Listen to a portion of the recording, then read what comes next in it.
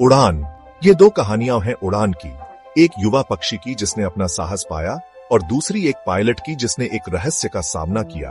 एक सपना स्वतंत्रता का, एक भय संकोच का और कभी कभी अनजाने में एक यात्रा जो स्पष्टीकरण से परे था। युवा सीगल ने देखा कि उसका परिवार आकाश में उड़ रहा था। उसके भाई बहन पहले ही उड़ चुके थे, लेकिन वह डरता था। क्या मेरी पंख मुझे संभाल पाएंगे? अगर मैं गिर गया और कभी उठ नहीं पाया तो? आओ मेरे बच्चे, आकाश तुम्हारा भी है।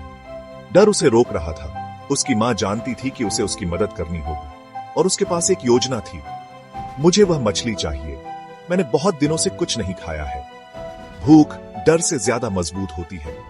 और उस पल में कुछ बदल गया। नहीं, मैं गिर रहा हूं, रुको, मैं उड़ रहा हूं।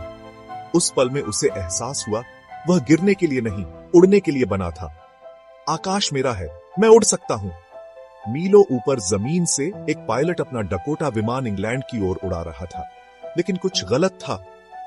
मुझे वापस मुड़ जाना चाहिए था। तूफान और खराब हो रहा है और मेरा ईंधन ज्यादा देर तक नहीं चलेगा।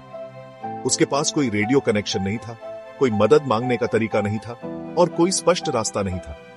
वह खो गया था। क्या? वह विमान कहां से आया? एक रहस्यमयी विमान प्रकट हुआ। उसका पायलट उसे इशारे से पालन करने के लिए संकेत दे रहा था। क्या यह एक संयोग था? एक चमत्कार? उसके पास सोचने का समय नहीं था। वह मुझे कहीं ले जा रहा है। मुझे उम्मीद है कि यह सुरक्षित है।